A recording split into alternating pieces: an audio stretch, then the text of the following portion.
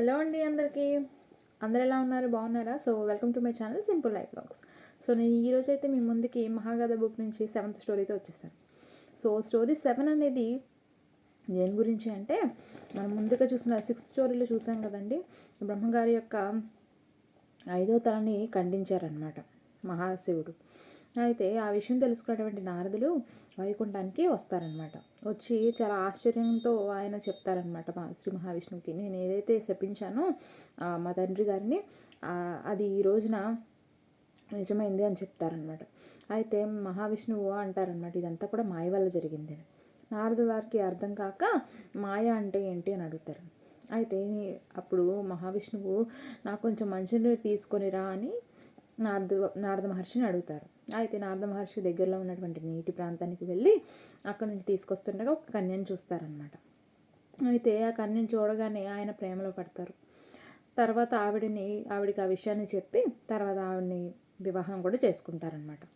తర్వాత వాళ్ళకి పుత్రులు జన్మిస్తారు. తర్వాత ఆ పుత్రులు కూడా వివాహం అయ్యి మనవాళ్ళు మనవరాళ్ళు కూడా జన్మిస్తారనమాట. అయితే వీళ్ళందరితో కూడా ఉంటూ ఒక నివాసాన్ని ఏర్పరచుకొని చాలా సంతోషంగా ఆనందంగా జీవిస్తూ ఉంటారు. అయితే ఇలా కొన్ని సంవత్సరాలు గడిచిపోతాయి. తర్వాత ఒకరోజు ఆకాశం అంతా కూడా కారుమబ్బులతో నిండిపోయి ఒక వరద లాంటిది వస్తుందన్నమాట. వచ్చి ఆ వరదలో అందరూ కూడా ఒక ప్రళయం లాగా వచ్చి అందరూ కూడా అందులో కొట్టుకుపోతారు. అయితే అప్పుడు నారదులు కళ్ళు తెరిచి చూస్తే మళ్ళీ వైకుంఠంలో శ్రీ మహావిష్ణువు ఎదుటే ఉంటారనమాట. అయితే మహావిష్ణువు ఈ విధంగా అడుగుతారు, ఏవి నాకు మంచినీరు తీసుకొస్తానన్నావు కదా, ఏవి అని అడుగుతారు. అయితే నారద మహర్షికి ఏం అర్థం కాక ఒక భయాందోళనలో ఉంటారనమాట. తన ఇల్లు ఏమైంది, తన భార్య ఇంకా పిల్లలు ఎక్కడున్నారు ఏంటి అనేది ఆయన అడుగుతారు. అయితే అప్పుడు ఇదంతా ఒక నిజం కాదు, ఇదంతా ఒక పెద్ద కళ, ఒక పెద్ద మాయ అని అంటారనమాట. It is a big illusion అంటారు. అయితే నారద మహర్షికి ఏం అర్థం కాదు, ఆయన చూస్తూ ఉంటారనమాట.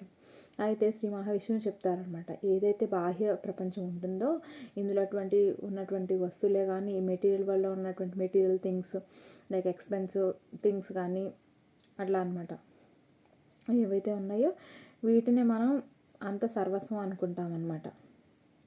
కానీ మన జీవితానికి ఎప్పుడు మోక్షం లభిస్తుందంటే, ఎప్పుడైతే మనం ఈ మాయలో నుంచి మనం బయటపడతామో, మన సత్యాన్ని తెలుసుకుంటామో అప్పుడే మనకి మోక్షం అనేది లభిస్తుంది. సత్యం ఏంటంటే మనందరం కూడా పరబ్రహ్మం నుంచే వచ్చారు. ఆయన మొత్తం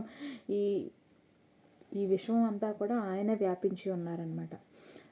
ఆ విషయాన్ని మనం రియలైజ్ అయితే అప్పుడు మనకి మోక్షం అనేది లభిస్తుంది.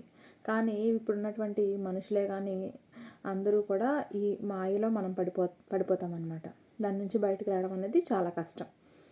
అయితే ఆ విషయం వల్లే బ్రహ్మగారి కూడా ఆ మాయలో పడిపోయి శతరూపను మోహించారు. దానివల్ల ఆయన చివరికి ఏం జరిగింది, దాని యొక్క పర్యవసానాన్ని ఆయన అనుభవించారు. కాబట్టి ఎప్పుడైతే మనం మాయలో పడిపోతామో, ఇవే మన సర్వస్వం అనుకుంటామో అప్పుడే మనకి బాధ అనేది మొదలవుతుందన్నమాట. కానీ సత్యాన్ని తెలుసుకున్నానికి ఎప్పుడూ ఆనందమే ఉంటుంది, కానీ అందులో బాధ అనేది ఉండదన్నమాట. సో ఇలా మాయ గురించి శ్రీ మహావిష్ణువు నారదులకు అర్థమయ్యే విధంగా చెప్తారు.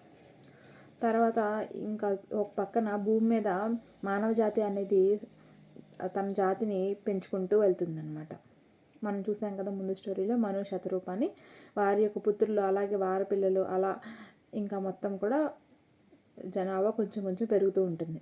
అయితే శ్రీ మహావిష్ణువు అది చూసి చిరునవ్వు నవ్వి, నారద ఇంకా మనం చూడాల్సింది ఎంతో ఉంది, ముందు ముందు ఇంకా ఎంతో మాయ అనేది పెరిగిపోతూ ఉంటుంది భూమి మీద అని చెప్పేసి చెప్తారనమాట. ఈ విధంగా ఈ 7వ స్టోరీ అనేది ముగుస్తుంది. తర్వాత రాబోయే స్టోరీస్ మనం ముందు వీడియోస్లో చూద్దాము. సో ఇక్కడ వరకు అయితే కనుక నేను పెట్టిన వీడియోస్ మీకు కనుక నచ్చినట్టయితే కనుక తప్పకుండా లైక్ చేయండి. అలాగే నా ఛానల్ని సబ్స్క్రైబ్ చేసుకోండి. Thank you.